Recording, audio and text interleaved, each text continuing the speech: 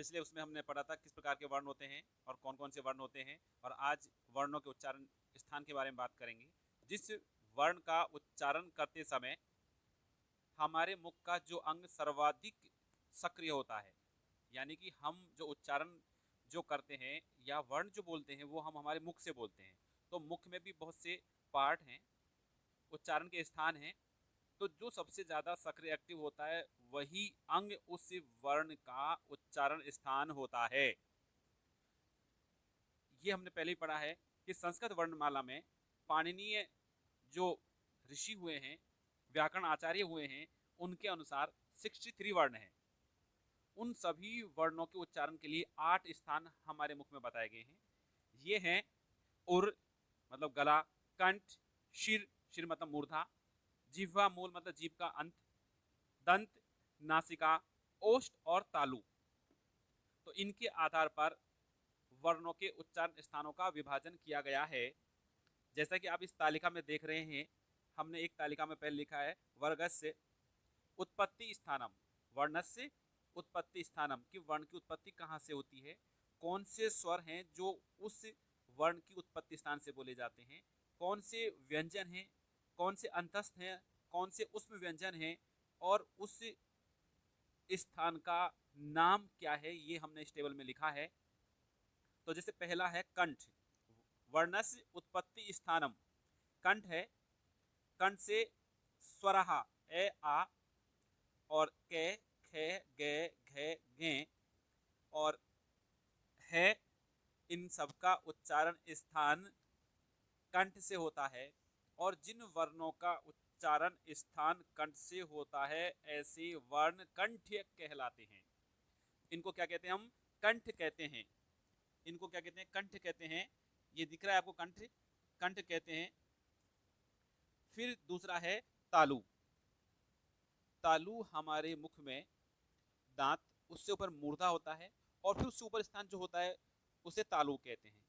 तो तालु से बोले जाने वाले जो वर्ण हैं, स्वरों में ई, बड़ा ई, और व्यंजन में चे, छे, जे, झे, ये, और अंतस्थ जो व्यंजन उसमें ये, उसमें व्यंजन में शे, और इसको जिस स्थान से बोला जाता है उस स्थान को कहते हैं तालव्य। क्या कहते हैं? तालव्य कहते हैं। यानी कि तालव्य वह स्थान है जहां से हम ई, ई, चे, छे, जे, झे, ये और शे को जहां से बोलते हैं। अब तीसरा है मूर्धा। मूर्धा के लिए स्वर री और री, और व्यंजन है टे, ठे, डे, ढे, ने। अंतस्थ जो व्यंजन है उसमें रे, और उस व्यंजन में शे। इनका उच्चारण मूर्धा से किया जाता है। और ऐसे वर्ण जिनका उच्चारण मूर्धा से किया जाता है उन वर्णों को मूर्धन्य कहते हैं। ठीक है, इट्स ओके, मूर्धन्य कहते हैं इनको। अब है दंता, यानी कि दांत से उच्चारित किए जाने वाले वर्ण। इसमें है ली, ते, थे, दे, धे, ने।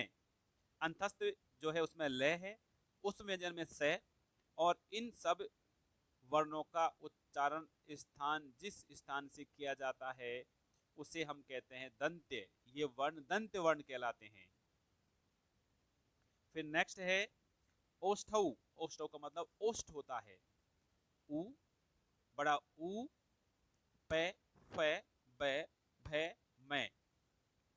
इसमें कोई अंतस्थ और उस व्यंजन कोई नहीं होता। इन वर्णों का उच्चारण स्थान ओष्ठ की सहायता से किया जाता है, इसलिए इन वर्णों को ओष्ठ्य कहते हैं। एग्जाम में कभी कभी पूछा जा सकता है, पूछा जाता है कि ओष्ठ वर्ण कौन से हैं, दंत वर्ण कौन से हैं, मूर्धन्य वर्ण कौन से हैं, तालव्य वर्ण कौन से हैं, तो कंठ वर्ण कौन से हैं। तो आपको इनमें से इनके नाम लिखने होंगे। नेक्स्ट है कंठ ओष्ठौ। कंठ ओष्ठौ, इसका मतलब है ओ, औ। ये दो स्वर हैं केवल जिनका उच्चारण करते समय हमें कंठ और ओष्ठ की सहायता लेनी पड़ती है। इनको कहते हैं कंठोष्ठ। कंठोष्ठ का मतलब कंठ और ओष्ठ, इनको कहते हैं कंठोष्ठ। यानी कंठ और ओष्ठ की सहायता से इनको बोला जाता है। नेक्स्ट वर्ण है जो उत्पत्ति का स्थान है कंठ तालुहु। कंठ तालु माने इसको बोलने में कंठ और तालु की सहायता ली जाती है। ये वर्ण है ए आई। ए आई ये वर्ण है ए आई। केवल दो वर्ण हैं, इनका उच्चारण स्थान कंठ तालव्य यानी कि कंठ और तालु से किया जाता है। अगर आपसे पूछा जाए कि कंठ तालव्य वर्ण कौन से हैं तो आपको बताना है ए आई। फिर नेक्स्ट है दंत ओष्ठ है। दंत ओष्ठ है, इसका जो उच्चारण स्थान है दंत ओष्ठ है, ये जो वर्ण है इसमें केवल वह वर्ण आता है, वह।